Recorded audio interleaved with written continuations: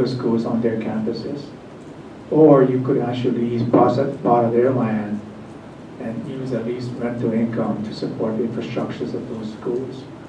But you know, it's apparently it's not something that's new. It's out there. It's been studied, and there's recommendations to that. So if you have not seen that, then I can direct you to the site that you should take a look at. I'm familiar with that, but again, when we then have the requirement to add an additional 1.5 high schools, again, I'm looking at that property as property that I can potentially build those new high schools in a vertical type structure to co-use the athletic facilities, maybe the food services facilities, some of the support facilities, and again, just primarily trying to preserve the land that we currently own in the urban corridor for a purpose like that. So again, I am familiar with the study you're talking about, and there obviously are some very vocal groups. I will say we have looked at other areas to do that, and again, for example, I'm just throwing this out, we haven't done the research yet, but Kalihi High School is an area that we do have a lot of land. There is interest in potentially developing some of that and bringing that on.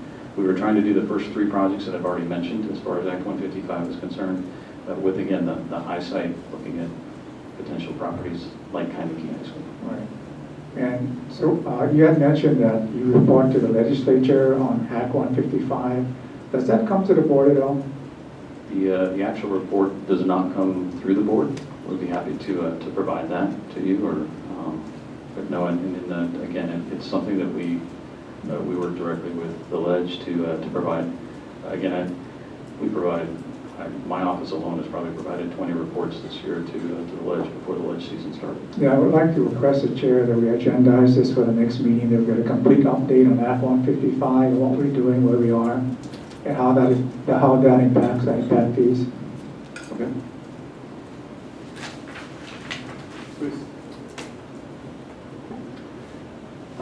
Dan, the U.S. Supreme Court says, and Appendix C of your report acknowledges, that the impact fee has to be proportionate to the demand, the need created by the units being developed in this specific district. So, in your report, the materials you've provided to us, where exactly is the calculation showing that 9,374 per unit or 5858 per unit is proportionate to the need of the units in this district?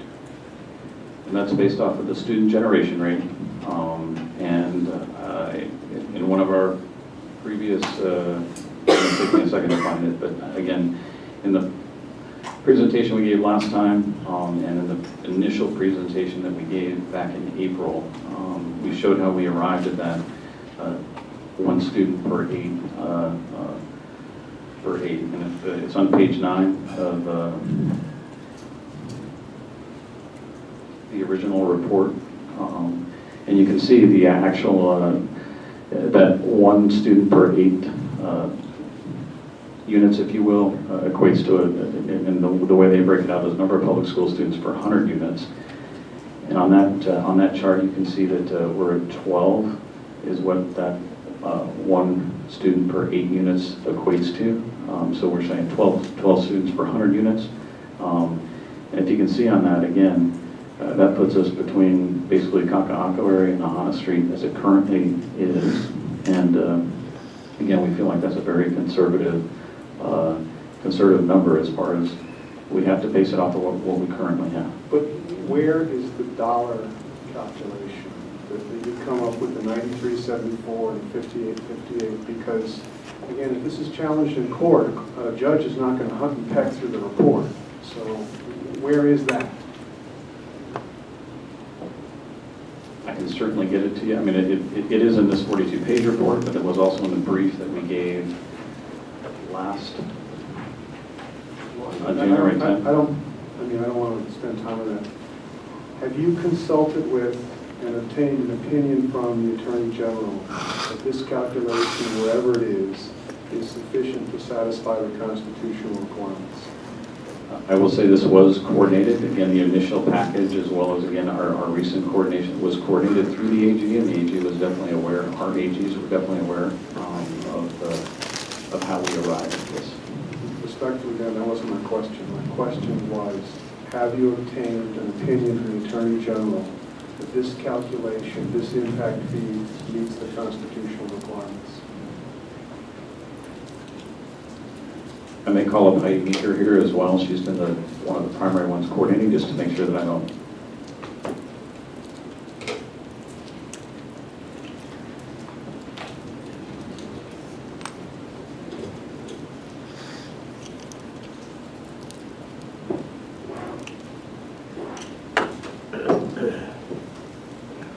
Again, we have coordinated with our Attorney General, the ones that represent the DOE. Now, you're asking about the constitutionality of this, and again, that's one of those things where we have been given statutes from the ledge, or again, from the state of Hawaii. The constitutionality of, for example, affordable housing and some of those issues, I don't think it's not my position to make a constitutionality type reasoning off of that. I don't know if I'm answering your question. Well, and again, the statute is what it is. It's our responsibility to ensure that we don't enact a policy that violates the Constitution. I understand the statutory requirements, but your own report acknowledges nexus and proportionality requirements imposed by the U.S. Supreme Court. So what I'm looking for is the basis, the justification, that we can have the assurance that this impact fee is constitutional, and I just don't see it. Where is it? It is discussed in the analysis. Proportionality is basically because it's all based on a per unit. Nexus is because basically if you're in the district, you pay. If you're not in the district, you don't pay. On the 5858, the schematic study is suggesting that between 30 and 40% of facilities can be built on campus. Are you asking this board to adopt contemporaneously a policy that 30 to 40% of the facilities will be built on existing campuses? The potential, I think, does exist. Obviously, it's something that we're basing that off of and trying to, again, figure out how we can best utilize our current space and our current land that we as the DOE have control over. But Dan, again, respectfully, if we're not adopting that as a policy, how can we say in good faith that this meets the constitutional requirements of proportionality if the premise for this 5858 is a hypothetical, speculative, something that might happen?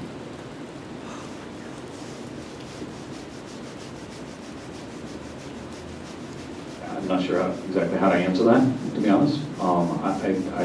Again, we felt like it was our due diligence to go back to the drawing board and try and figure out another option as far as after talking with folks. We feel very confident that around 30 to 40% of our campuses are buildable.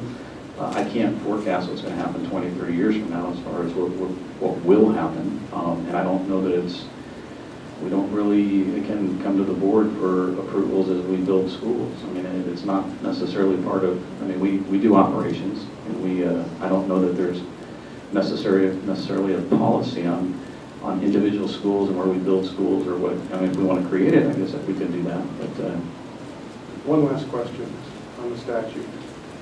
The statute 302A contemplates that the analysis supporting the creation of one of these impact fee districts is given to the public for 30 days to comment on and review before it's passed to the board. The analysis supporting this 5858 per unit, has the public been given 30 days to review and comment on this? The analysis was put out prior to the meeting in November, 30 days prior to that meeting. The basis of the formula has not changed at all. But respectfully, again, the statute has a long list of factors that need to be in the analysis, and necessarily that must include whatever adjustments you made in 5858. And I think you're telling me the public, in fact, hasn't been given 30 days to consider this and provide comment on it. Is that right? that is true, and we've not had a public hearing on the number 5858. Thank you. Any further discussion, questions? Ryan? What's the impact fee for the Leeward district?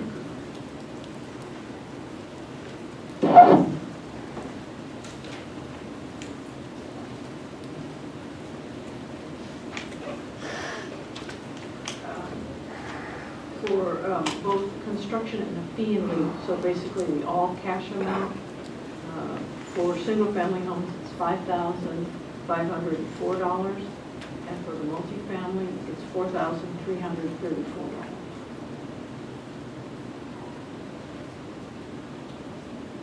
Then, yeah, the point is that in terms of the analysis that was provided for us, we have all the appendixes and the tables, but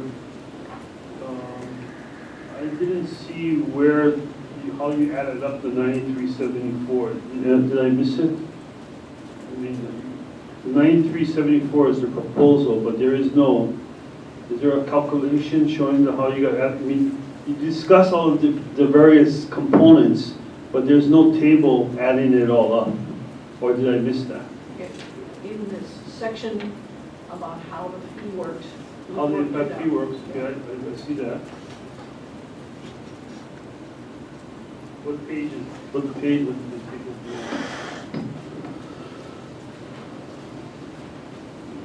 Appendix B starts on page 23. Okay. Construction amount is on page 27.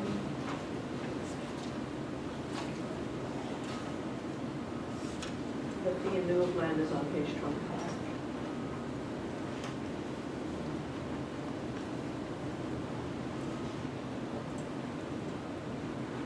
So, the 9374 number doesn't appear on any of those pages though. Well, it is Combination of the for two. land. So they're broken up by land and then it's broken up by construction. And again, in a previous brief, this is a slide from that previous brief. Again, we broke it out by the land component and we broke it out by the construction component. And that's how we obviously got to the 9374. And what slide is that again? I see the impact fee per unit, land cost equals 8,700 and the construction cost is 584. That's the two aspects of it. Correct. And those Okay. add up, obviously, 9374. So the construction cost would still be 584, but you reduce the land cost. Correct. Not the land cost, the amount of Amount land. anticipated. Okay. There's no change in the population. Well, what does the chair recommend? Are there any other questions or clarification for Dan or Maggie? Is there a motion that the members care to offer? Mr. Chair, I'd like to, as much as I support the impact fee, I'm not really convinced that we have the right impact fee. So I'd like to make a motion that we defer approving of any impact fees until we have a meaningful, as you have a meaningful meetings with your stakeholders.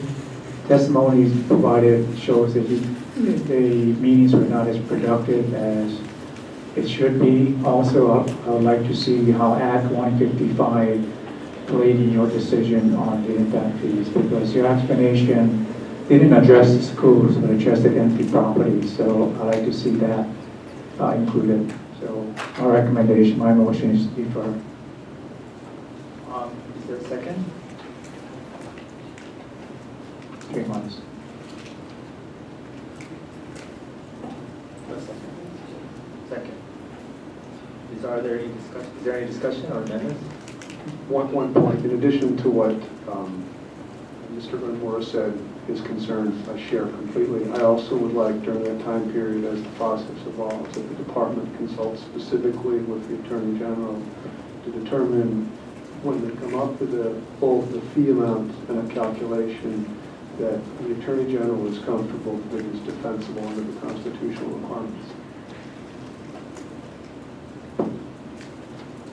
There's a question on the emotion. You used 3 months as a time frame. What's the magic of the 3 months? It was one of the recommendations from the public testimony that they needed 3 months. It could be a month, whatever is necessary, but I think giving them the ample time to. Well, I understand that. I just wondered whether we need 3 months for it. Yeah, I just don't know how long the analysis of Act 155 will take in their analysis. Right. Dan, do you have any idea what it'll take? I think I need to better understand exactly what is meant by, again, the relation between the impact fee and Act 155. I understand your desire for us to try and look at properties to try and gain revenue from, and that's the whole idea of Act 155. I'm trying to explain to you that we are reluctant at this point, without having a strategic plan, that the strategic plan is not going to happen in a month as far as exactly what I'm going to do with each of my properties. But what I've given and what we're doing with the strategic plan is we're looking at each of the properties in that corridor that we currently own, and what is our future use of those properties. Before we, again, can go forward, but I think delaying an impact fee until we do that, I'm just not seeing the correlation and exactly what it is you're looking for us to come back with. From your perspective, if we were to delay this as a board, how long could we delay it so that you have, I guess, more meaningful information for the board? What kind of deadline do you think needs to be imposed for us to take action? Again, I think the shorter the better. Every month that we delay this, again, more people are getting building permits, and we're missing out on the opportunity to be able to again collect these fees. I think it would be good, and again, a good gesture if we were able to do that within the current ledge season. So I would say a month or two, so that again we're looking like we're being proactive on that. But again, the amount of work that has to go into a strategic plan and looking at each of these with any kind of fidelity. I mean, again, we can look at a map and kind of do that, but maybe we could clarify then. Is that what you're asking Dan to do?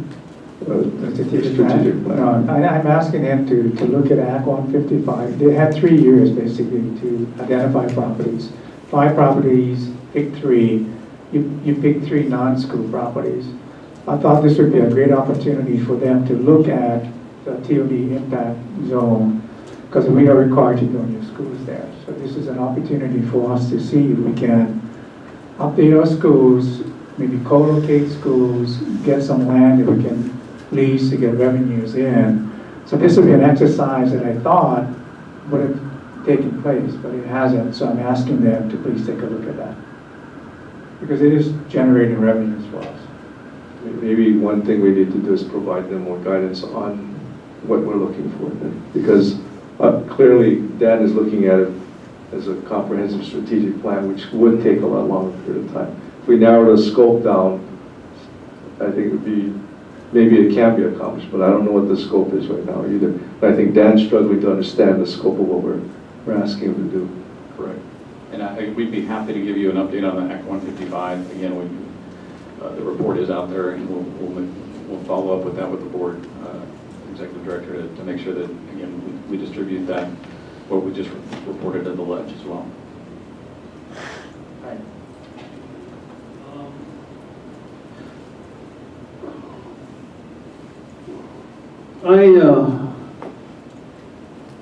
I would feel comfortable voting on the 58 today.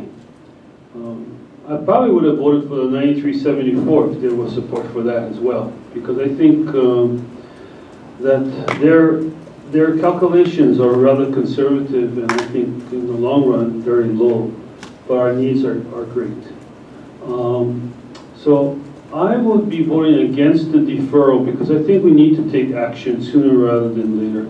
Now, I've stated before, I really think that we need a island-wide district, because quite frankly, our population, the demands are people are, unless most of the building permits that are being taken out are from new residents or investors from elsewhere, which a lot of them are.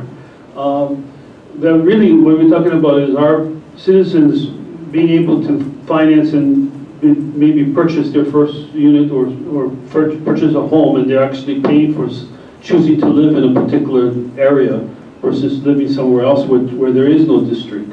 So I think in the long run we should consider having an island-wide district. And Whether that can meet the rational nexus test and so on is something for other people to decide. But I'm satisfied that our staff has done the analysis in order to warrant the support of at least the 58 number. So I'll be voting against the deferral because I think we should act on something. And if there was support, I would even vote for the 9374 today.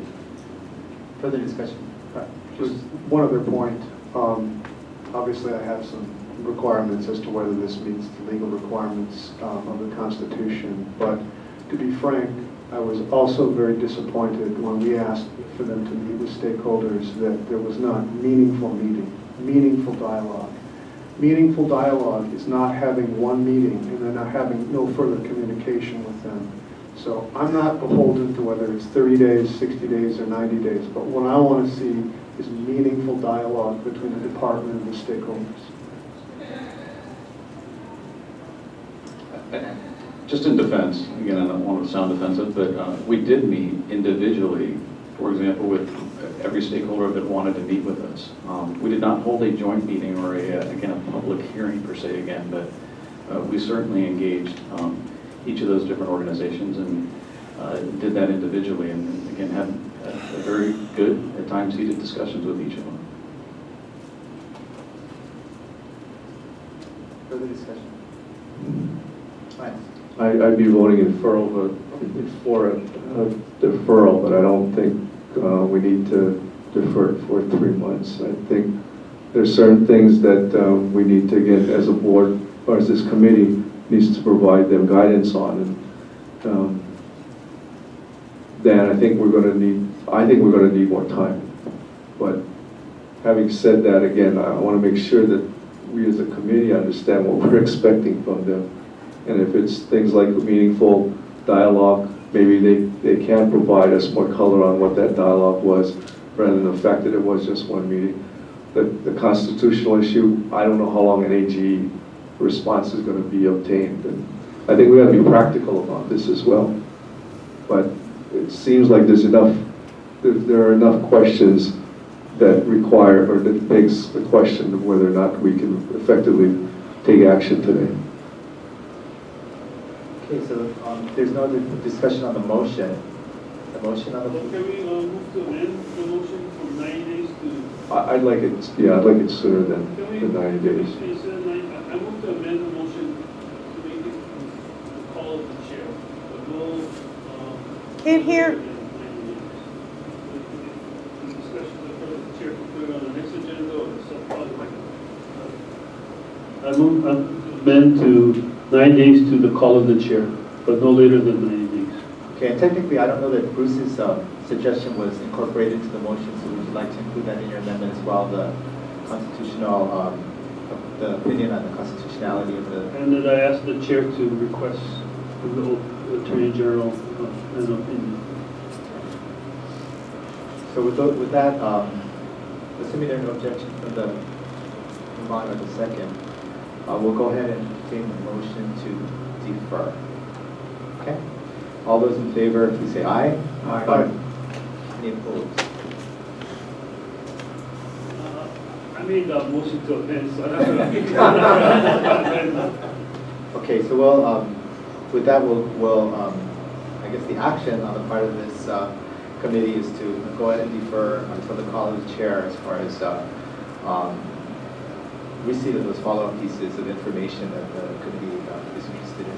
And I would ask that the members that had asked the questions of Dan and his staff, again, provide more clarity on the scope of what's required so that we don't get into a situation again where we're asking them questions that they can't address.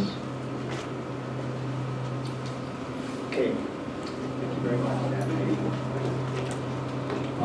There is no further agendized business. There is nothing else to discuss. I will entertain a motion to adjourn this meeting. Thank you. Moving second to adjourn this meeting. All in favor, please say aye. Aye. Meeting adjourned at 12:57.